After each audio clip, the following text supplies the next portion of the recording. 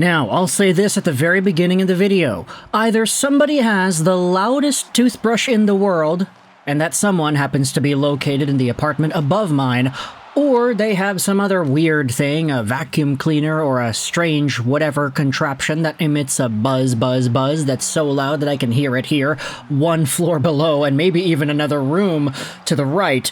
So if you hear a weird buzzing in the back, that's my bad. I can't really go out there and control that. I don't want to knock on my neighbor's door and tell them to shut their toothbrush off. But anyways, today we are talking about the Montreal Canadiens and the Detroit Red Wings. One more time, because my gosh, man, I said it yesterday. Patrik Laine, what a guy. A player that I passed on in fantasy way too many times over the past few days. And I admittedly made the mistake of doubting him again.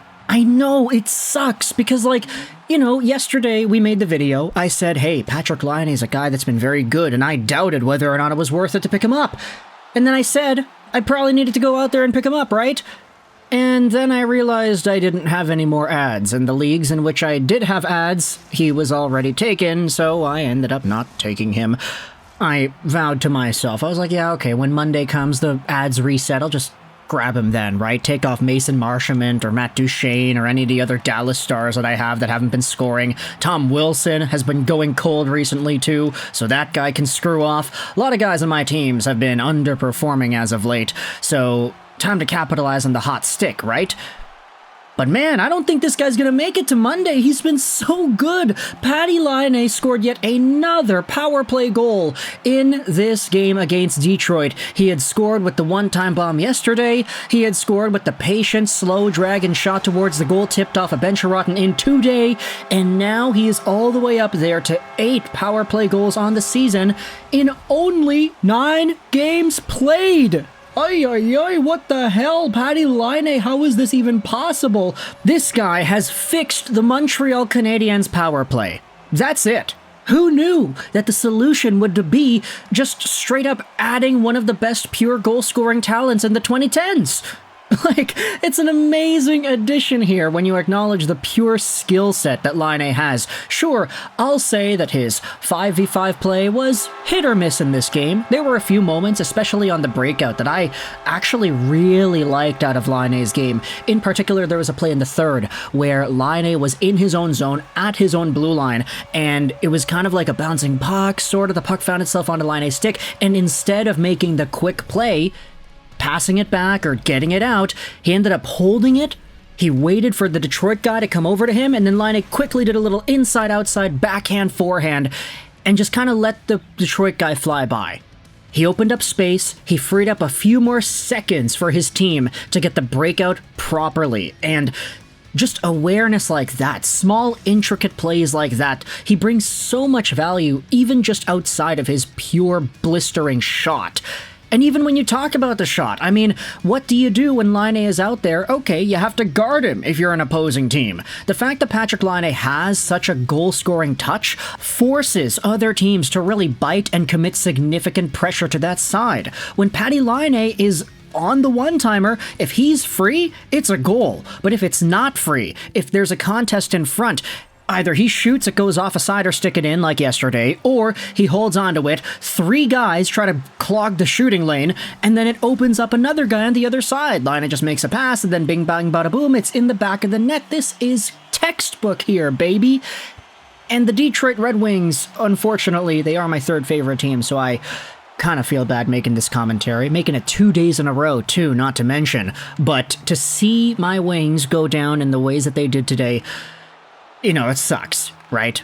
I mean, the goaltending wasn't great. Alex Lyon, in particular, you definitely don't want to see some of those longer range shots go in. Some of these goals that he let in, definitely not his fault. I mean, the goal in front that Laine scored today, it was off a Bencheratten. Yesterday, the goal that Laine scored was off a Mo Seider. So it's not really the most blamable type of goals that the Red Wings are giving up to Laine, but some of these other plays, I mean, Brendan Gallagher, long shot from distance, Jake Evans, long shot from distance, is definitely not ideal for the Detroit Red Wings, and things actually did look pretty good for them to open things up. They scored 1-0 at the beginning of the game, Joe Veleno with a nice tip out in front, but ultimately the Montreal Canadiens just decided that they needed to get themselves back up onto the board here. And the power plays, we can talk about the refereeing. It was a thing.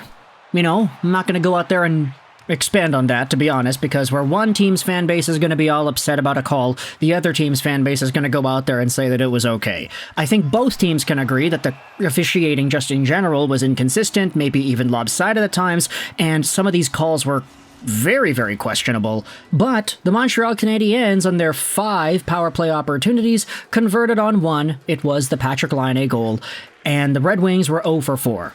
The Habs ultimately win this one 5-1 with a whole bunch of production. I really wanted to talk about some of the other extra names that we had seen here too. Lane Hutson had another 2 assists in this game. He had assisted on Juraj Slafkovsky's tip out in front, and he had assisted on Patrik Laine's power play goal on the night.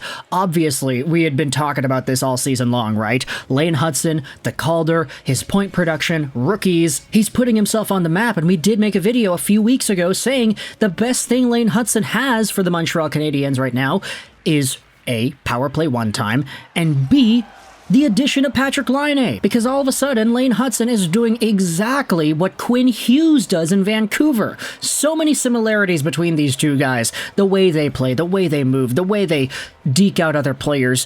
And for Lane, all he's got to do is pass it to Laine, get that one-time bomb off, and if he just keeps on doing that consistently, you know, the Habs keep getting power plays, Laine keeps getting shot attempts. I think he had 11 shot attempts this game. It was ridiculous. One is bound to go in. And it's kind of funny because the one that did go in wasn't even like a shot attempt. Laine was throwing it backdoor trying to find Slafkovsky, but hey, big shout out over to Ben Sherratt, who puts it in his own net instead. Laine did have a few other one-time bombs. Some of them were deflected off of Mo Seider, others were stopped up by Lyon, but that shoot-first mentality that Laine has is so domineering, especially when you look at some of the stills.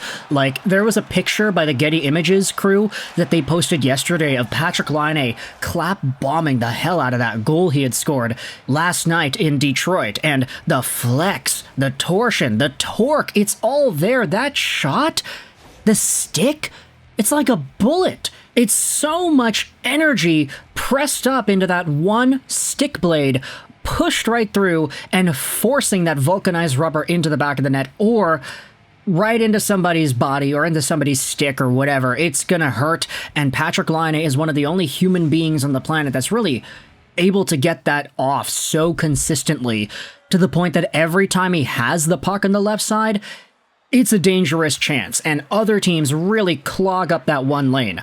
I'm sorry, Cole Caulfield is great. He's got a one-time or two. He's got a beautiful shot. But as we had been speaking about Caulfield ever since 2019, he wasn't the best shot in the 2019 draft, in my opinion. In my opinion, that was Arthur Kaliev. But we always made that distinction. Caulfield was the best goal scorer, not necessarily the best shot.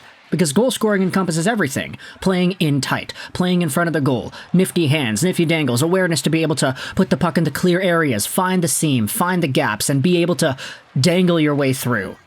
Laine, he might not be the best at that in particular. But just shooting it? Oh boy, Laine is money. And I want you to let me know your thoughts in the comment section below about this game. Laine had himself his 8th goal of the season, his 8th power play goal too. Still looking for an even strength marker, to be honest, but yet again, it is another 5-on-4 man advantage goal. Let me know your thoughts in the comment section below about the Canadiens beating the Detroit Red Wings 5-1. Honestly, this video wasn't really much of a recap, more so as it was gushing about Patrik Laine like we had talked about yesterday, so I'm sure everybody's going to go out there and respond positively to this one, right? Let me know your thoughts in the comment section below about Patrik Laine, the Habs, the Red Wings, part 2 of this 2-game series. Yesterday, today, tomorrow, forever, whenever. Nope, just kidding. It's just yesterday and today. I hope you enjoyed this video. And bye.